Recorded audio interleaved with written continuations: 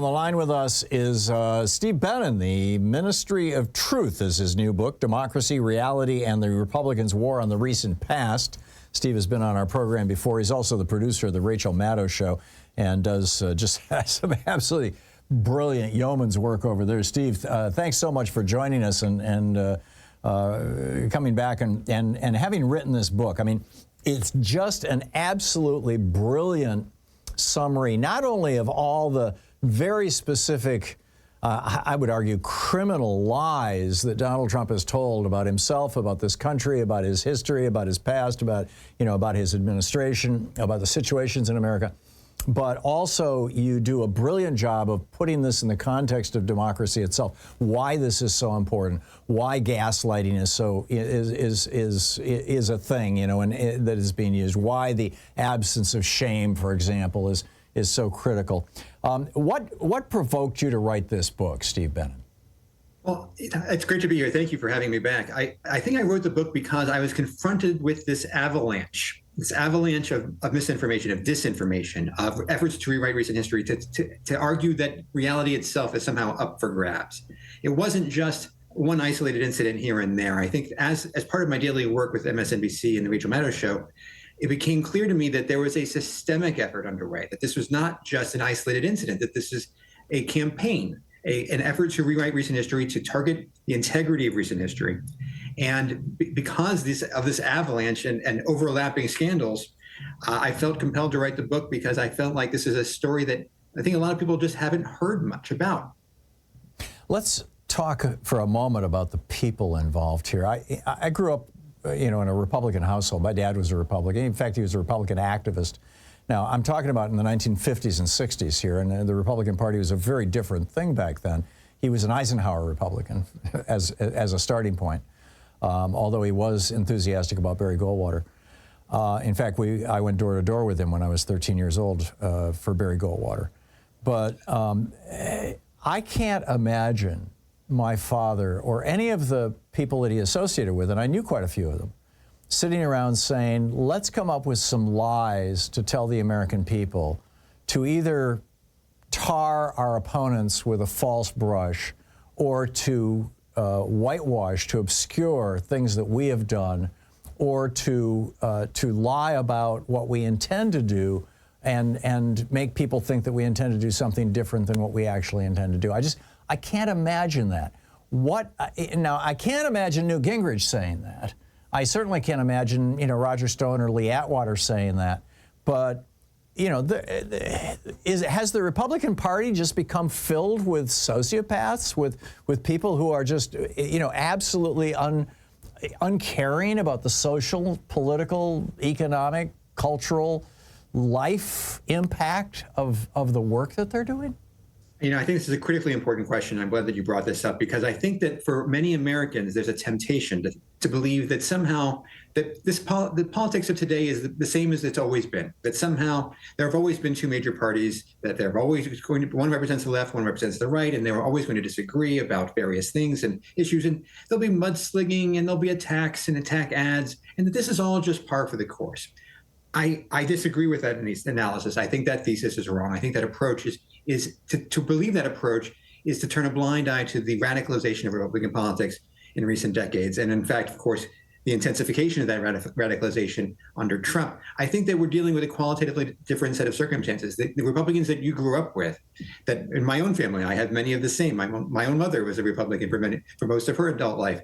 And I think that what you experienced is the same as what many of us experienced, that we look back at that era and we say there's just no way that Republicans of the 1950s and 1960s would even consider tactics like these. And yet, because of the rise of Gingrich and others in the 1990s, the radicalization of Republican politics has continued apace in such a way as to allow the rise of Donald Trump and this attack on what I would, as I describe in the book, this attack on recent history and the integrity of reality itself. It's a reminder that Republican politics has taken a right turn and they haven't looked back in recent decades.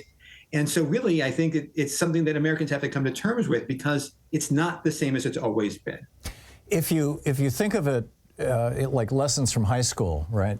Certain gangs or cliques or crowds, we're self-selecting, basically. You get some bully idiot, and the people around him want to be like him, and so pretty soon he's surrounded by tough guys and wannabe tough guys, and normal people are not part of that clique, as it were.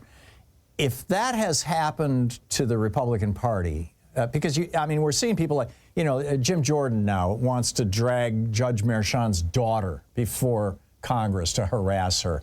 James Comer led a 2-year campaign to destroy the son of the president who is struggling with drug addiction. These people are just vicious, and it seems like the Republican Party has reached the point now where it has purged itself of the Adam Kinzingers and even the Liz Cheneys, who's pretty out there herself. An anti-abortion extremist, for example. But it has purged itself of people who are at least willing to tell or acknowledge the truth. How does a political party, or any institution for that matter, do we have institutional examples from the past, from business, for example, or other political parties or other countries? How does a party recover from having been taken over by essentially psychopaths? Certainly, people who are willing to lie for power and money. How do we recover from that? How does the Republican Party recover from that? And thus, how does America recover from this? Well, yeah, this is really one of the most important questions in America today. In fact, I would argue it's one of the most important questions in Western politics today. Yes. What do we do? And I think that history tells us that political parties change when voters tell them that they have to. That if Donald Trump were to succeed in the fall, and Republicans were to win up and down the ballot, the message to the GOP and its officials and its leaders would be to stay the course. It's working. American voters like what you've been doing, and they endorse your efforts, and that they want you to stay on that course. But on the other hand, if they were to lose, if Donald Trump were to lose in a significant way, if there were Democratic victories up and down the ballot, it would give Republicans an opportunity to reassess. Wait a minute, they'll say, this isn't working. We have now suffered back-to-back defeats in 2020 and 2024. Maybe we need to reassess, reconsider, and perhaps change course, because at that point they'll have suffered a significant electoral rebuke. And that is, of course, what's necessary. I'm not the first to say this, but in order for the Republican Party to rise from the ashes, there have to be ashes. And in order for that to happen, they have to lose. Ultimately, that's how it's supposed to work in any healthy democracy, that the power is in the hand of voters. And if voters decide that the Republican Party is off track and it needs to reform and it needs to overhaul its entire approach to the integrity of recent history and the integrity of reality, well, the way to make that happen is to vote against them. That makes perfect sense. However, if the party has reached the point where basically all it is a bunch of grifters, I guess the Mitt Romneys of the world need to come back into the party somehow. I just don't see it happening in any short time frame.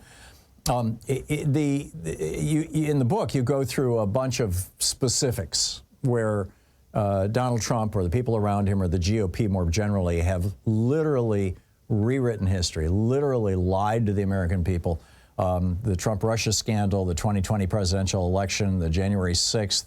To the point now where Trump is, offering one of his properties to celebrate these people. The Ukraine scandal in his first impeachment, the border wall, his horrible response to COVID, where Jared Kushner told him it would be an effective political strategy to blame it on blue state governors, the Trump-era economy. What of these do you think are the most clear, and we have about 2.5 minutes before we hit a hard break here, Steve. What do you see as the clearest examples that you want the American people to take away from your book or from Trump's activities here and the GOP's activities that years from now we should still be looking back on saying, I can't believe we let that happen? Yeah, for me personally, it's the Trump-Russia scandal. I look at that as one of the most important political scandals in modern American history. And in Republican circles right now, that controversy has not just been discredited, they consider it ridiculous.